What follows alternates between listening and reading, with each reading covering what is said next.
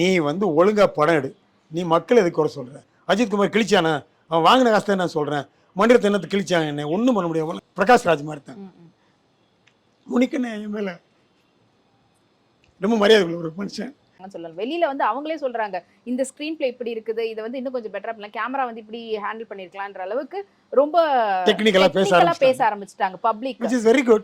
அவங்க வந்து கொஞ்சம் அறிவுபூர்வமாக சிந்திக்க ஆரம்பிச்சிருக்காங்கன்னு தெரியுது. இப்போ இதே அறிவுபூர்வத்தை நான் மனங்கள்கிட்ட என்ன கேட்குறேன்னா, டே இதே மாதிரி அறிவோட ஓட்டு போடுங்கடா. கருமம் பிடிச்சவனுங்களா? ஏன்டா அவன் தான் இந்த மாதிரி அநியாயம் பண்ணுறான்னு உனக்கு தெரியுது இல்லை? பொய்யா சொல்கிறான், அவனை வந்து சாராயம் விற்கிறான், சொசைட்டியை கெடுக்கிறான்னா குடிக்காதுன்னு சொல்லலை. முந்திரி வந்து டெய்லி குடின்றாருனா டெய்லி குடின்னு சொல்லலை. உனக்கு என்டர்டெயின்மெண்ட் வேணுமா மாதத்தில் ஒரு நாள் குடி. களவும் கற்றுமர இவன் ஔவையார் சொன்ன ஔவையாரோட இருக்காங்களே, களவும் கற்றுமர தான். அறம் செய்ய விரும்பு, ஆறுவது சினம். எனக்கு கோவம் வந்து ஏன் ஆறுது? ஆறுவது சினம், இயல்வது கரவேல், ஈவது விளக்கேல். ஏன்டா விட்டு கொடுங்கடா நாய்ங்களா? எதுக்கு நான் சொல்கிறேன்? ஔவையாரை படிங்கடா, ஆத்தி சூடிடா. சாதாரண மேட்ரு. 2ஆம் கிளாஸில் படித்ததா இப்போ கூட நீங்கள் எக்ஸிக்யூட் பண்ணலாம். என்ன முட்டாத்தனமா வாழாதீங்கடா. கெட்ட வார்த்தை எனக்கு வருது. நீங்களாம் மனுஷனா வாழுங்கடா. படங்களுக்காக நான் கேட்க வந்தா நீங்க அது அப்படியே இந்த பக்கம் வந்து என்ன பண்றது? நாட்டுடைய முன்னேற்றத்துக்காக. ஆமா, எனக்கு வந்து ஆதங்கமா இருக்குமா? நான் இன்னும் எத்தனை வருஷம் இருப்பேன் தெரியல. எனக்கு வயசாச்சு, நான் 5 வருஷம் தெரியல எத்தனை வருஷம் வாழுவேன்னு. எனக்கு என்னன்னா, நம்ம நல்லது பண்ணுவோம் சொசைட்டிக்கு. அதாவது இப்போ நீ குப்பைக்கு ஆள்ற போது சொல்றீல்ல, பின்னால் வர சொசைட்டியா வந்து வாழ விடுங்கடா, குப்பையை ஒழுங்கா போடுங்கடான்னு. அப்போ நீங்கள் ஏன்டா உங்களுடைய பிஹேவியர் பேட்டர்னை ஏன்டா மாற்ற மாட்டேன்றீங்க? பாட்டு மட்டும் போடுறீங்க. அவன் பிளாஸ்டிக்கை தனியாக போட்டானா உனக்கு தெரியாது. கார்பரேஷனும் டாக்ஸை ஏற்றுவேன், அங்கேயே லஞ்சம் வாங்கு. கரும்பு முடிச்சவனுங்களா? டே எல்லாரும் மனுஷனா இருங்கடா. நான் என்ன சொல்றேன், போலீஸ்காரன் பூரா பேர் நீங்க பேசுறது வந்து இங்கத்திய அரசு மட்டுமா இல்லைன்னா எல்லா பொதுவாக நான் சொல்றேன். போலீஸ்காரனுக்கு என்ன சம்பளம் கொடுக்குறேன்னா நாய்ங்களா? அவன் எவ்வளோ கஷ்டப்படுறான், ராத்திரி பகலா வெயிலில் நிற்கிறான். அவனுக்கு 3 டைம் சம்பளத்தை ஏற்றுன்ட்டு நான் ஏற்று.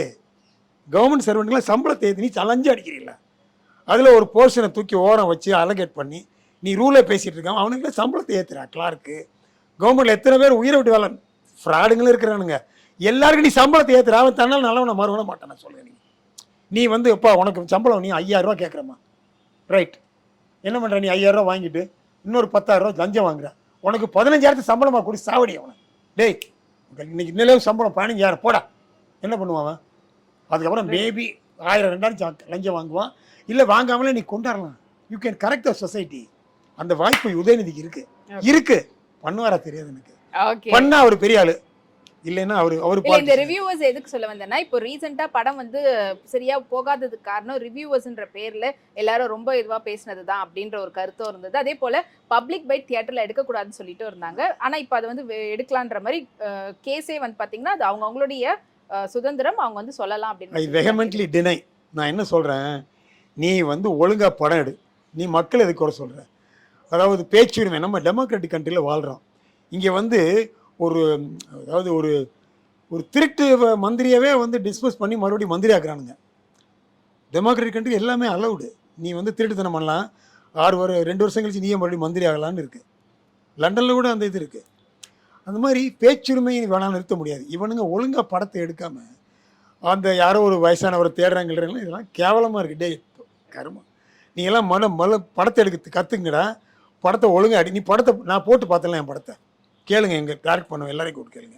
மகிழ் திரும்பிங்கிற அவனை கூப்பிடுங்க. டேய் அந்த ஆள் படம் பார்த்துட்டு சொன்னானா இல்லையா படம் ஓடாதுன்னு கேளுங்க. அவன் சொல்லட்டும், அவனை கூப்பிட்டு கேளுங்க ஒரு நாளைக்கு. டே அவன் சொன்னான் இல்லையா 2 கதையும் அறுத்துக்கிறேன் படம் ஓடாதுன்னு. கேட்டியாடா நீ? ஓடலையில் படம், ரைட். இவரை கூப்பிடுங்க, தம்பி ராமையாவையும் வடிவேலையும் கூப்பிடுங்க. எப்போ பார்த்து சொன்னா நான் படம் ஓடாதுன்னு சொன்னேன். அவன் தானே ப்ரொடியூசர் சொன்னான்ல. என்னடா சொல்கிறீங்கன்னு கேளுங்க. நான் சொல்லலைன்னா என் பேர் நாராயணன் இல்லை. அடுத்து பிவாசுவை கூப்பிடுங்க. ஏப்பா அவன் ஜெமினி லேபில் 10வது ரீல் நிறுத்தினால படத்தை ஓடாதுன்னு சொல்லிட்டு தெரியுமா தெரியாத உங்களுக்கு? நிறுத்திட்டேன். இனி படம் ஓடுறதுக்கு வாய்ப்பே இல்லை. என்ன ரமணியன் ஒருத்தர் இறந்து போயிட்டாரு, எழுத்தாளர். அவரும் வந்து கண்மணி சுப்பு என்கிட்ட இருந்தாங்க. 2 பேருமே அப்படியே டென்ஷனாக இதயமெல்லாம் நின்றுச்சு உடஞ்சி. என்னடா படம் இது எப்படா ஓடுன்னு 10வது ரீல் நிறுத்திட்டேன். லேபில் கேட்குறான், நீங்கள் தானே ப்ரொடியூஸ் நிறுத்தியா படம் ஓடாதியா ஃபினிஷ்டு. அவன் அன்பரசனை கூப்பிட்டேன். அன்பரசன் நீ பாட்டு சேலத்துக்கு எனக்கு பணம் கொடுத்து வாங்கினா நான் பொறுப்பு இல்லை, படம் ஓடாது. அண்ணே நீ போடுங்க நான் படத்தை மத்தியானம் ஃபிலிம் சேம்பர்லன்னா போட்டேன். படத்தை பார்த்துட்டு இல்லை நான் படம் ஓடுன்னு. என்னது நாளைக்கு ஓடலைன்னா நான் 10 பைசா தர மாட்டேன். படம் எனக்கு தெரிஞ்சு ஓடாது, குப்பையாக இருக்குது படம்னு சொல்லிட்டேன். ஓட்டாங்க, ஓடாது. எப்படிங்க ஓடிச்சு? நான் வந்து மக்கள் இல்லைங்க. நான் கண்டவனை திட்டுறேங்கிறதுக்காக நான் முட்டாளாயிட மாட்டேன்ல. அவன் பண்ண தப்புக்கு அவனை திட்டுறேன், அவனை அவமரியாதை பேசுகிறேன். நீ என்னத்தை என்னை பிடுங்க முடியும்? உன்னால் என்னை ஒன்றும் பண்ண முடியல இன்னைக்கு வரைக்கும். அஜித்குமார் கிழிச்சானா? அவன் வாங்கின காசு தான் நான் சொல்கிறேன். மண்டிரத்தை என்னத்தை கிழிச்சாங்க, என்னை ஒன்றும் பண்ண முடியாது. இப்போ அஜித்குமார் அவர்கள் அவனை விடுங்க, இருங்க நான் சொல்லி முடிச்சிடறேன் அந்த மேட்ரு. நான் என்ன சொல்கிறேன், படம் பார்த்தா எனக்கு தெரியுது ஓடுதுன்னு நான் சொல்கிறேன். அப்புறம் நீ படத்தை வாங்கிட்டு என்னை குறை சொல்ல முடியாதுல்ல. இந்திரவதி நாளப்போ அதனால் திருச்சி டிஸ்ட்ரிபியூட் பாவம் வந்தார். நான் அவர் 10 லட்ச ரூபா தான் எனக்கு, என்ன 5 லட்ச ரூபா கொடுக்குறதுக்கு மூக்கெல்லாம் பிரிக்கி போச்சு. ஏன்னா எனக்கே நஷ்டம் 3-4 கோடி ரூபா. நான் என்ன பண்ண 5 லட்ச ரூபா திருப்பி கொடுத்தேன் அவருக்கு. அதனால் நம்மளால் முடிஞ்ச நல்லது தான் பண்ணுறோம். நம்ம யாருக்கு கெடுதல்லாம் பண்ணுறது. ஸோ ரிவ்யூவர்ஸ் ரிவ்யூ பண்ணலாம், அதை பற்றி நல்லா தாராளமாக பண்ணணுங்க. இவனுங்களெல்லாம் கிழிச்சு போடணும். இவனை ஏமாத்துறேன். ஏங்க ஒரு 8 கோடி ஒருத்தனை கடனை வாங்குறேன், வாங்கிட்டு கோர்ட்டில் கேஸ் போடுறேன். நான் 1 கோடி தான் கட்டுவேன்னு. கோர்ட்டு உனக்கு பரவாயில்ல 1 கோடி கட்டுது. என்ன கோர்ட்டும் தப்பு இவனும் தப்பு. ஏண்டா வாங்கின பணத்தை எப்படிடா டே, உங்களுக்கு தான் மனசாட்சி இருக்கா இல்லையாடா? அவனும் மனுஷன் தானே. அவன் மேபி மந்திரியோட காசுன்னு வச்சுக்கோங்க. நீ யாராவது லஞ்சம் வாங்கின மந்திரிட்ட வாங்கியிருந்தா கூட ஒத்துக்கலாம். எவனோ ஒருத்தன்ட்ட வாங்கி நீ பணத்தை கொடுக்க மாட்டேன்னு ஏமாத்தின என்னடா நியாயம்? அதனால் என்னை பொறுத்தளவில் இவனுங்க ப்ரொடியூசர் நிறைய பேர் ஃப்ராடு பயலுங்களாக இருக்கிறானுங்க. அவனுங்க மாறணும். நடிகர்கள் எல்லாரையும் நம்ம குறை சொல்ல முடியாது. அவங்க மாறலாம், மாறாமல் இருக்கலாம்.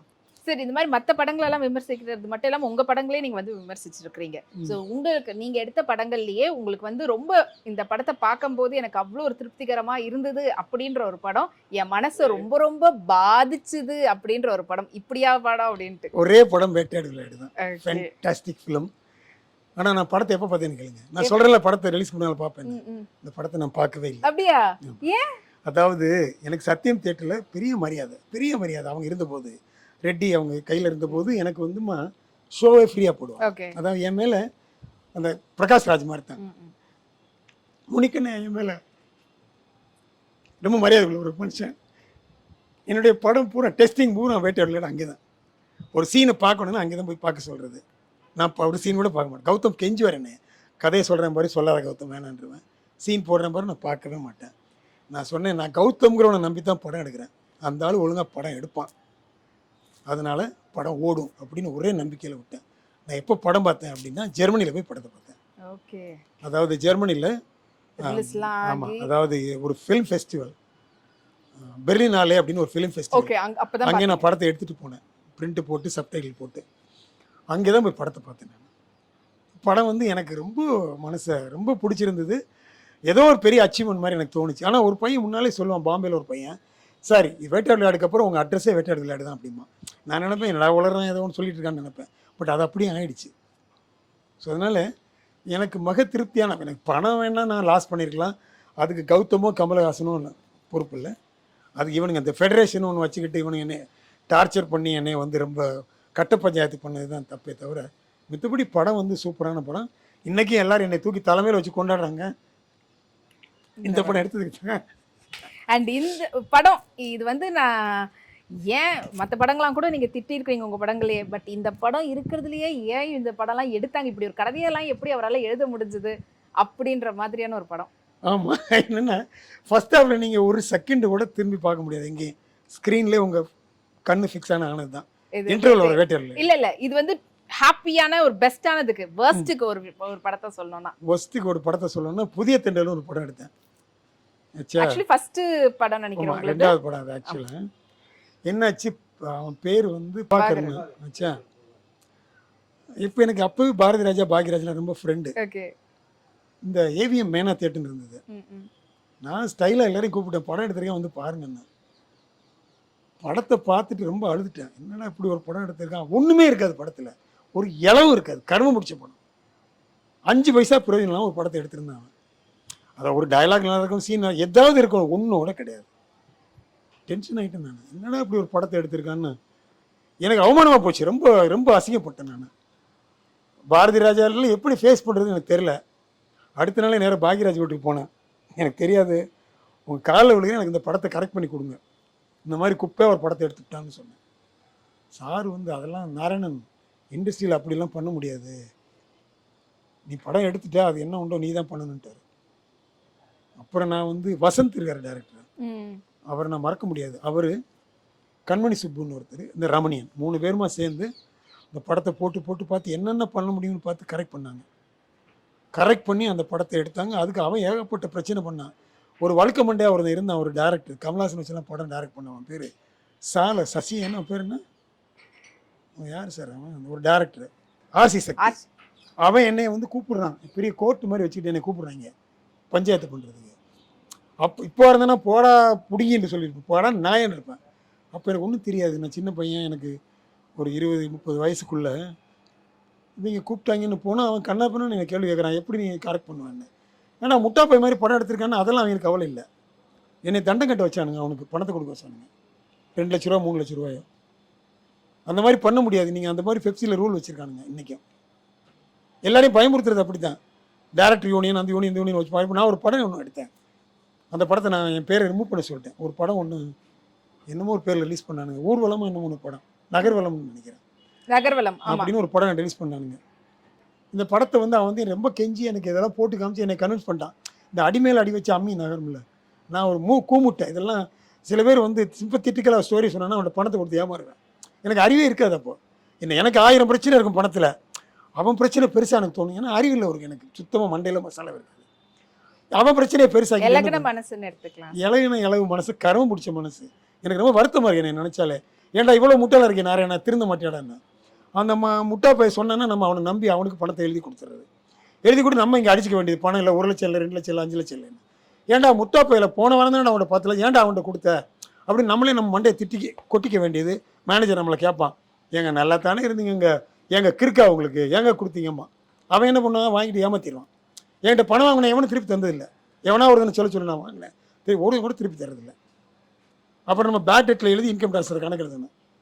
இப்படி தான் இந்த அஜித்குமார் மேட்ரு ஆச்சா. ரைட். இப்போது இந்த மாதிரி ஒரு முட்டாளாக இருக்கிறதுனால எனக்கு ரொம்ப சங்கடங்கள் இருந்திருக்கு லைஃப்பில். அது நானாக கிளைம் போட முடியாது. எனக்கு இலகிய மனசுலாம் சொல்கிறதெல்லாம் அதெல்லாம் ஒப்புச்சப்பாக பேசுகிறது, அது வந்து மட்டாத்தனம். நான் பண்ணுற தவறு இன்றைக்கி நான் திருந்தனா எனக்கு தெரியாது. எனக்கு ஏன்னா எனக்கு அப்படி பிடிச்சிருக்கு அடுத்தவனுக்கு ஏதோ ஹெல்ப் பண்ணணும். இதே இலகுன மனசுல உங்களுக்கு ஃபைனலி இப்போ இதுதான் கொஸ்டின். மகிழ் திருமேனி அவர்கள் விடாமுயற்சி பயங்கர ஹிட் கொடுத்துட்டு அவரே வந்து உங்களுக்கு வந்து நான் அஜித் அவர்களுடைய கால் ஷீட்டோட நல்ல ஸ்கிரிப்டோட வந்திருக்கிறேன், உங்களுக்காக இந்த படத்தை நீங்க ப்ரொடியூஸ் பண்ணுங்க, கண்டிப்பா இது ஹிட் ஆகும் அப்படின்ற மாதிரி ஈவன் எல்லா ப்ரீ ரிலீஸ்க்கான ரைட்ஸ் எல்லாத்தையோட வந்தாருன்னா என்ன பண்ணுவீங்க? கற்பனை வந்து எங்கேயோ இருக்கு. கற்பனை நம்ம வந்து எப்பா நீ கனவு காணுங்கள் அது பழிக்குங்கிறது. இது வந்து சினிமா கனவெல்லாம் பழிக்காது. இதெல்லாம் எனக்கு தெரியாது. இதை பற்றி நான் ஒன்றுமே கமெண்ட் அடிக்க முடியாது. நெகட்டிவாகவும் பேச விரும்பல, பாசிட்டிவாகவும் இல்லை. அதாவது என்னென்னா, நான் வந்து பேராசக்காரன் இல்லை, நான் எதிர்பார்க்கவே இல்லை அதை. I don't care what is, I don't care. அவன் பெரிய ஆளுங்களும் சந்தோஷம், சின்ன ஆளுங்க தான் எனக்கு வருத்தம் இல்லை. அதனால் அவன் பிரச்சனையை அவன் பார்க்குறான், என் பிரச்சனையை நான் பார்க்குறேன். இதனால நான் சுயநலக்காரனாக கூட நினைக்கல. நான் ஐ டோன்ட் கேர். நான் சுயநலக்காரனாகவே இருந்துட்டு போகிறேன், எனக்கு கவலை இல்லை அதை பற்றி. என்னுடைய வேலையை பார்த்துட்டு நான் இருக்கணுமே தவிர அடுத்தவங்களை நம்பி கற்பனை பண்ணி நானாக இமேஜின் பண்ணி அப்படிலாம் எனக்கு வர இஷ்டம் கிடையாது. அவனுடைய இதில் நான் வாழ இஷ்டம் கிடையாது. என்னை பொறுத்து எனக்கு வர வேண்டிய காசு வந்தால் போதும், என்கிட்ட கடன் வாங்கினவன் திருப்பி கொடுத்தாருன்னா போதும், அதுவே எனக்கு நல்லா இருக்கும். கமல் சார் டேட்டு கொடுத்து நடித்தாருன்னா போதும், வேறு எதுவும் நான் எதிர்பார்க்கல.